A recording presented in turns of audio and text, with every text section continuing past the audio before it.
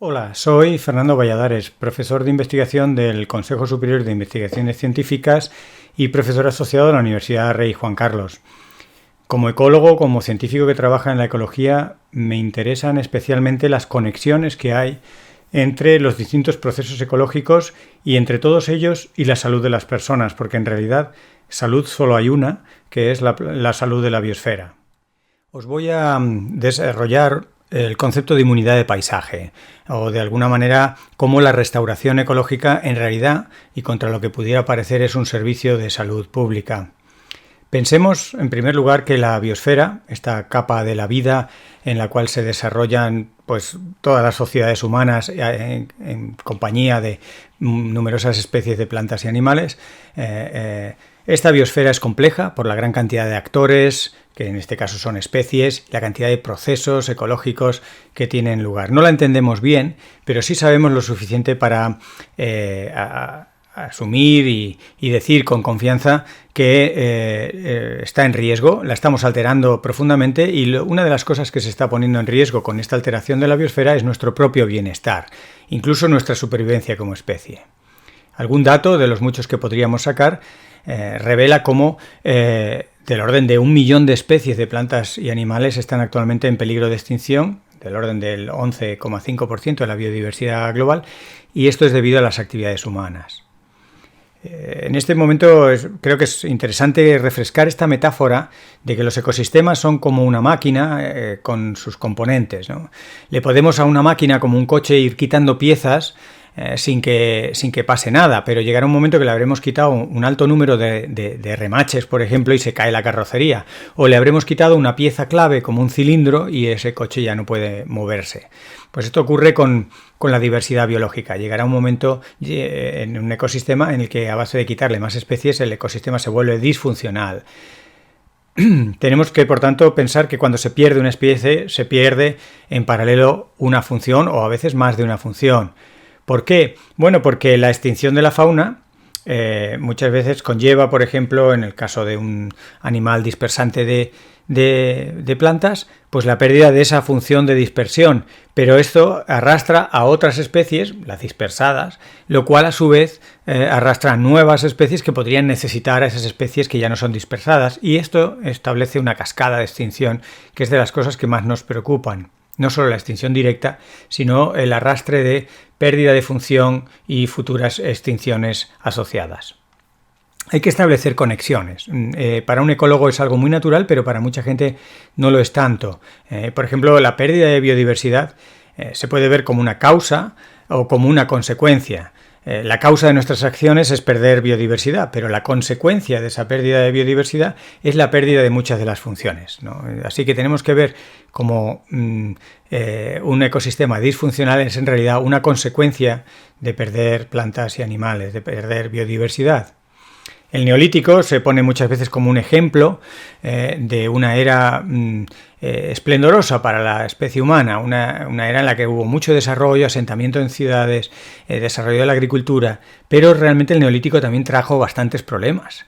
La extinción de distintos grupos de animales como la megafauna, la domesticación, y con ello empezó lo que se conoce como el desbordamiento zoonótico, la aparición de pandemias y de enfermedades de origen animal que fueron pasando a la especie humana por el contacto y por las nuevas actividades. Una pandemia es en realidad el resultado de nuevas y viejas actividades humanas, de mercados ilegales, mercados sin condiciones sanitarias, el tráfico ilegal de especies, la deforestación, la fragmentación, la degradación ambiental, y todo esto amplificado por la tremenda globalización de la actualidad. Hoy sabemos que el origen de las enfermedades emergentes, de las principales enfermedades emergentes, las nuevas enfermedades que son el 70% de ellas zoonosis, enfermedades infecciosas de origen animal, provienen de áreas degradadas ambientalmente. Por ejemplo, en esta figura, en la gráfica superior, se muestra cómo durante el siglo XX la degradación ambiental en Europa y en el norte de Estados Unidos o en el norte de América generó la aparición de muchos brotes de enfermedades emergentes, brotes que sin embargo se fueron moviendo hacia las zonas tropicales, como se ve en el mapa inferior, a medida que la degradación la intensificábamos en estas zonas tropicales. Sabemos que existen numerosas conexiones entre las pandemias y la biodiversidad y también otras formas de degradación ambiental y de cambio ambiental como el cambio climático o las formas de contaminación. Pero, por ejemplo, sabemos que un sistema bien estructurado, con predadores, presas y riqueza de grupos funcionales de especies, regula a los patógenos, a esos patógenos que nos pueden preocupar desde el punto de vista de la salud humana. Hay un caso de estudio muy bien documentado, publicado en la revista Scientific Reports en 2019 por Tanner y colaboradores, en los que comparaban parcelas con y sin lobos, donde había la misma densidad de jabalíes. Pero estos jabalíes, cuando no había lobo, tenían una mayor cantidad de tuberculosis animal. La prevalencia de la enfermedad aumentaba cuando no era el lobo el que regulaba las poblaciones, sino que era la propia tuberculosis. Y pensemos que la cantidad de jabalíes es la misma, pero su situación sanitaria y el riesgo de que pasen a terceras especies y animales domésticos, pues no era ni mucho menos la misma. Con la presencia de lobo se ganaba esta función ecológica tan importante. También hemos visto otros mecanismos más sutiles, como por ejemplo la coexistencia de especies que compartan a un mismo patógeno. Esto se ha identificado con un montón de enfermedades infecciosas, con zoonosis, pero quizá uno de los ejemplos mejor documentados fue en los años 2000, 2002, 2003, 2004, incluso en la costa este de Estados Unidos con el virus del Nilo Occidental. Este virus que se hospeda en aves puede pasar eventualmente a través del vector, que es el mosquito, a seres humanos, donde puede dar lugar a encefalitis muy graves. Bien, pues se vio que en esos años de estudio, en un trabajo de Osfeld y colaboradores ya clásico, la diversidad de aves disminuye radicalmente la incidencia del virus del Nilo Occidental en humanos. Y esto es así porque al existir diversas especies, no solo una o dos, y al compartir ese virus, dado que el virus no funciona igual de bien en todas las especies, se diluía la carga del virus en el ecosistema y por tanto el riesgo, la probabilidad de que pase a humanos disminuía significativamente cuando había alto número de especies de aves que compartían este patógeno. Lo que es triste es que las especies que primero desaparecen en un ecosistema al degradarlo son las especies que más nos protegen de patógenos. Se ha visto en infinidad de ocasiones, ¿no? Con el síndrome pulmonar por hantavirus, con la enfermedad de Lyme. En el caso de la enfermedad de Lyme, también se ha estudiado mucho en la costa este de Estados Unidos, se ha visto que de los animales que comparten el patógeno, una bacteria, pues están los roedores y estos marsupiales que se conocen como zarigüeyas. Bueno, pues la degradación ambiental conlleva la desaparición de la zarigüeya y la proliferación de los roedores, y ello, a su vez, hace que prevalezca la enfermedad de Lyme y los riesgos para la población humana sean mayores. Ha habido muchas revisiones a lo largo del año pasado, del 2020, que muestran cómo en las zonas degradadas hay más fauna que hospeda zoonosis. Esto se ha visto para tanto murciélagos, aves, roedores y distintos tipos de mamíferos, incluso reptiles. Y tenemos ejemplos completos de todo un ecosistema. Las plantaciones de palma que han reemplazado bosques tropicales no solo producen un impacto directo sobre la diversidad, sino que incrementan las zoonosis. Hay ya varios trabajos, uno publicado por Moran y Laugenie en este mismo año, en el que muestran cómo la superficie de palmeras plantadas, que se duplicó, estuvo asociado con una multiplicación de 5 veces la frecuencia de zoonosis. Así que tenemos un grave problema social y sanitario con estas plantaciones que, además de producir impactos directos sobre la biodiversidad, pues incrementan este riesgo sanitario. Cuando nos encontramos ante una pandemia siempre tenemos que pensar que detrás de ella hay una combinación de factores. Pero lo interesante y el énfasis de mi mensaje hoy es que la mayoría de esos factores tienen un origen ambiental, un origen en la pérdida de diversidad, en la degradación ambiental, en la alteración de procesos, la pérdida de diversidad genética, como ocurre, por ejemplo, en ganadería intensiva o en granjas de aves, y la coactuación o la sinergia con otras afecciones al medio ambiente, como puede ser el cambio climático. Así que, una vez más, en esta pregunta retórica, ¿no? Si la pérdida de biodiversidad es causa o consecuencia, Por supuesto que es causa de nuestras acciones, pero tiene numerosas consecuencias y las pandemias son una consecuencia de esta pérdida de biodiversidad. Seguimos en este esfuerzo de recordar y explicar conexiones, ¿no? Las tenemos delante y muchas veces no las vemos. Estamos aprendiendo a marchas forzadas muchos conceptos de virología y de epidemiología y ya todos barajamos el concepto de inmunidad de grupo, las grandes ventajas que se tienen porque la sociedad en la que estemos inmersos tenga personas vacunadas o al menos inmunizadas porque hayan pasado la enfermedad. Las personas, en este caso representadas en azul, que son sin vacunar, sin inmunizar y están sanas, cuando hay un gran porcentaje de la población que está inmunizada, se beneficia de esto porque las probabilidades de entrar en contacto con una persona enferma y contagiosa estaría representada en rojo, pues son pequeñas. Todos conocemos esta inmunidad de grupo y las ventajas que puede traer. También sabemos lo tremendamente difícil que es alcanzar unos niveles de vacunación o de inmunización global lo suficientemente altas como para que sean seguras. Hay un concepto asociado, que es precisamente el concepto que quiero ilustrar y explicar un poco más, que es el de la inmunidad de paisaje. Es muy análogo, pero en este caso son paisajes, estructuras de los ecosistemas, dinámicas de los ecosistemas que tienen esta propiedad de conferir inmunidad al ser humano, es decir, de reducir los riesgos de que pasen esas enfermedades al ser humano. Esta inmunidad de paisaje, esta propiedad emergente de ecosistemas que tienen las especies que tienen que tener y que tienen los procesos ecológicos habituales, es una propiedad preventiva que reduce, que anticipa, que evita que mucha gente contraiga enfermedades infecciosas. Hoy sabemos, gracias a muchos estudios, pero por ejemplo el de Plowright y colaboradores en la revista Lancet en este mismo año, que hay determinadas estructuras y dinámicas ecológicas que reducen los contagios y que esta estructura y dinámica se pierde por degradación ambiental. La degradación ambiental, los cambios de uso del territorio, la extinción de determinadas especies, la degradación de muchas formas hace que estos paisajes sean menos estables, menos funcionales y aumenta el riesgo de infecciones y pierden esa característica que denominamos inmunidad de paisaje.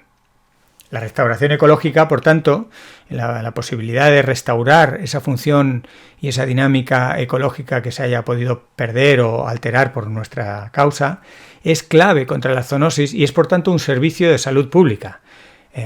Algo que a muchas personas les puede resultar contradictorio, pero sí, la restauración ecológica es una de las formas de curar personas y de prevenir que otras se enfermen, ¿no? Esta función de salud pública la ha defendido muy bien Reiser y colaboradores en la revista Restoration Ecology, y hay contramedidas ecológicas que previenen zoonosis. Y un ejemplo bien documentado, ya que hemos hablado de la enfermedad de Lyme, es precisamente una actuación de restauración ecológica que lo que hace es erradicar una especie exótica, una planta, un arbusto, el agracejo japonés, que favorece tanto a los vectores de la enfermedad de Lyme, que son garrapatas, como a los huéspedes de la enfermedad de Lyme, que son ratones.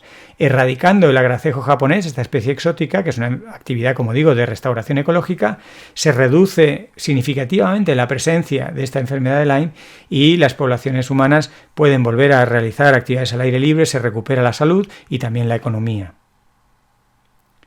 Así que podemos concluir que la naturaleza es la vacuna, es la mejor y la auténtica vacuna. No es una vacuna tan específica como las vacunas que desarrollamos en los laboratorios, pero sí es una vacuna preventiva, se anticipa al problema porque reduce los riesgos antes de que ocurra un desbordamiento zoonótico, un contagio de animales a humanos.